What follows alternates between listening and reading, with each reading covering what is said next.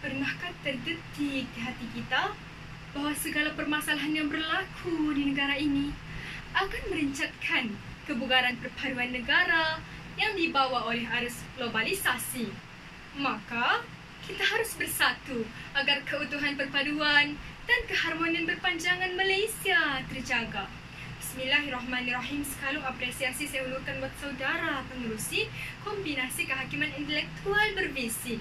Tip-tip kehormatan disanjungi. Seterusnya hadirin dan hadirat yang dikasihi, dekat di hati.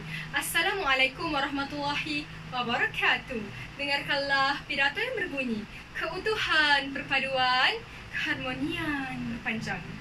Hadirin yang budiman, frasa keutuhan perpaduan bermaksud keadaan sempurna, kukuh dan bersatu padu, serta sepakat dalam memastikan rakyat Malaysia hidup dalam sebuah masyarakat yang penyayang, demokratik, liberal, bertolak ansur dan berbudaya saintifik.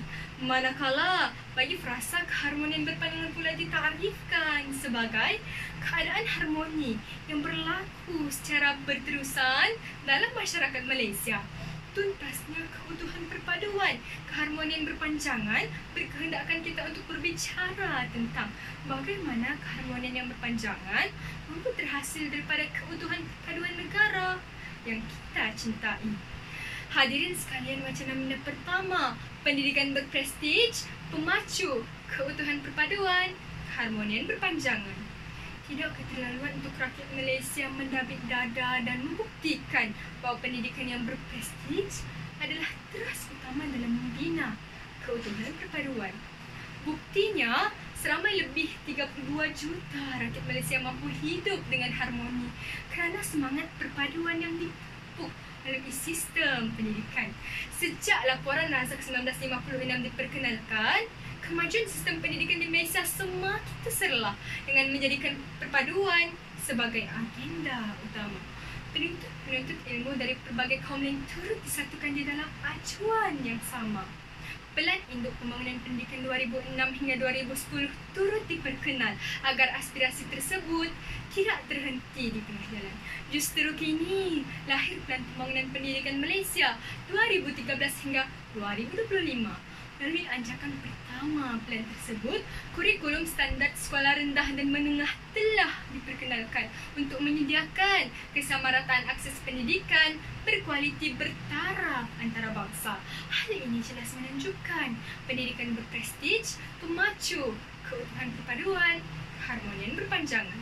Hadirin sekalian, wacana minda kedua, perkasa bahasa kebangsaan, pemacu keutuhan perpaduan, keharmonian berpanjangan. Sebuah rumah gaya untuk Ina Apaku sudah tentu mudah diranapkan. Dalam konteks negara kita pada hari ini, bahasa kebangsaan dilihat mampu menyatu padukan pelbagai kaum dan etnik di Malaysia. Melalui Perkara 152, Perlembagaan Malaysia yang memperuntukkan bahasa Melayu sebagai bahasa kebangsaan. Justru dari Sabah hinggalah ke Perlis, pelbagai kaum menggunakan bahasa yang satu dalam pertuturan seharian.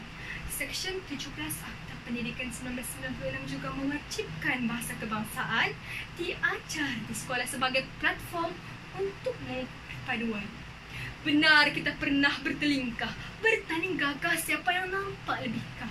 Tapi, ia bukan pengakhiran.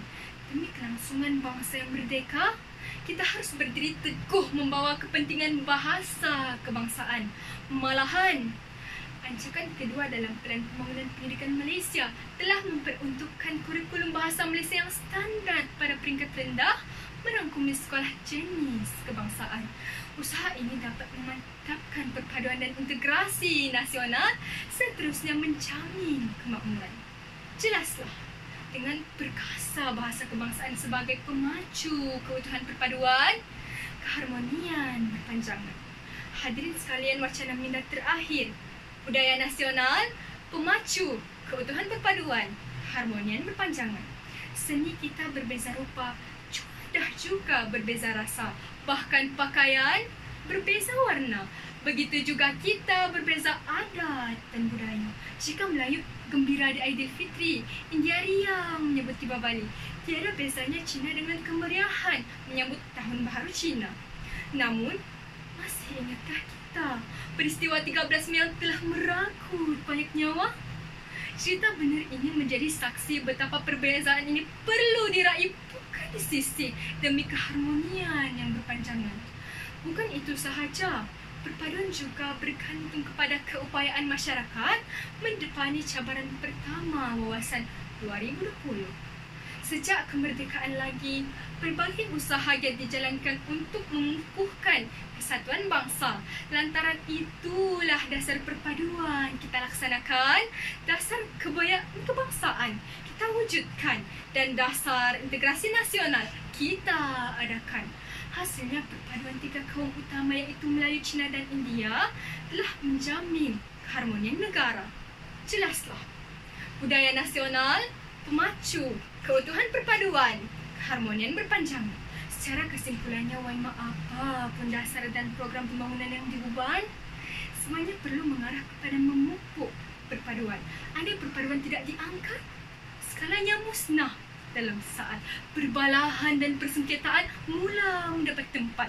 Ayuhlah warga cemerlang sekalian, beriltizamlah kita mendaki puncak-puncak baru, memecah tembok-tembok prasangka dan menyemai bibit-bibit persamaan agar dapat mewujudkan keharmonian berpanjangan. Kerana di sini lahirnya sebuah cinta. Sekian, wabillahi taufiq wal hidayah. Wassalamualaikum warahmatullahi wabarakatuh. Dan salam kita jaga kita.